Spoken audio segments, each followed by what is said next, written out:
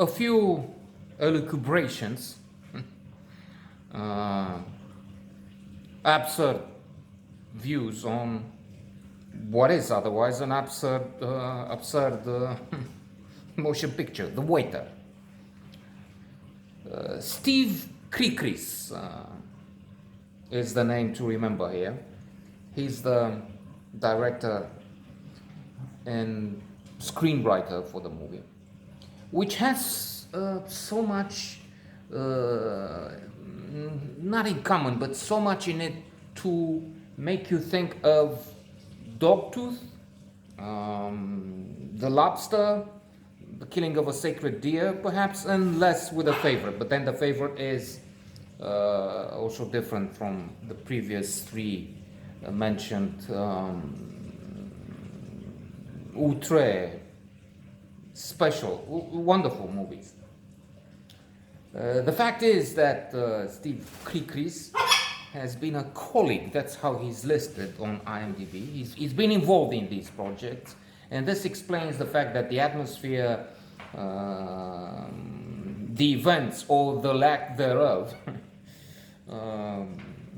from The Waiter, make you think of the bizarre, especially Dogtooth and Lobster. Because I was thinking, what is happening there? Is this Greek cinema beginning to be so otherworldly, so much into dark, absurd again? Humor, absurd as in, let's mention our very own Eugene Ionesco, considered the founder of the absurd theater, Rhinoceros, where you find rhinoceros roaming the streets, which is impossible, but that's exactly the point. Well, almost impossible. You have rhinoceros, as in the idiot storming the Capitol Hill last week, and the idiot in chief who has been in charge of these fringe white supremacist neo-Nazi groups. So they are there, in a sense. It's not a Mediterranean thing. It's not a Greek thing. It's I guess it's these people associated with Dogtooth and Lobster, less with the other projects, the very well-known, celebrated Oscar-winning favorite. It is a strange contrast between the sunny, happy, easygoing, friendly, open cultures of the Mediterranean, Greece in particular, and what we see in The Waiter and the other mentioned movies,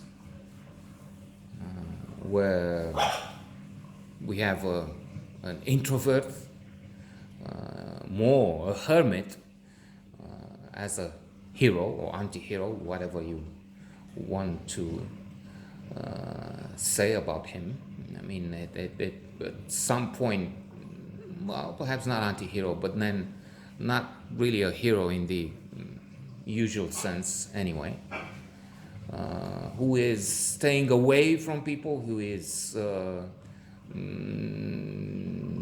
disengaging with society, not engaging, is not, well, perhaps not really antisocial, or is he?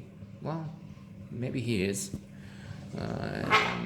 As you see, it's difficult to put him in a box, at least for this viewer. And he has, anyway, a strange situation, and perhaps an even more bizarre neighbor. I was laughing because the scene wherein he's invited to eat, to have dinner at one point, and he's served some bones, which are this long and this thick. I was thinking maybe it's getting really dark, morbid, and he's serving the bones of the dead former inhabitant of that flat opposite the waiters.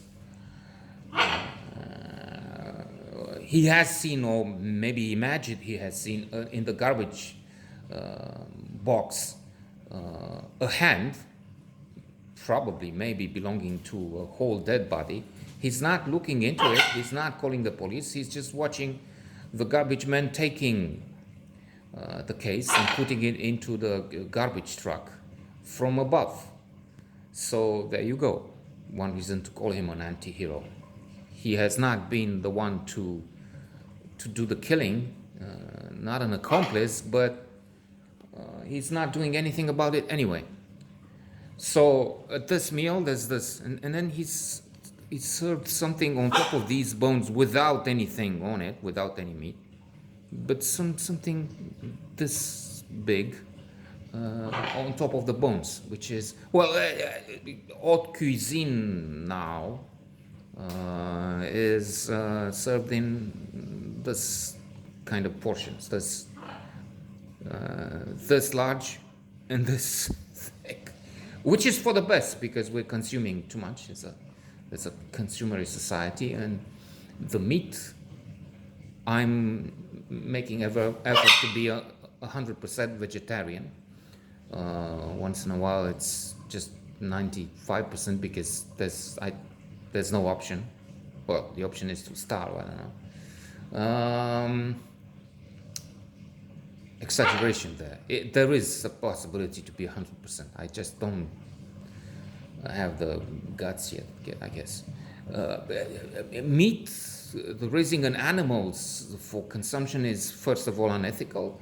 It's a disaster. It's immoral. People will look down from, well, if there are people in 100 years on this planet, and they will look down and see us as barbarians killing animals to consume them. And it's destroying the planet, so that's contributing a lot. Abandoning the sidetrack and returning, it's a strange movie, but interesting nonetheless.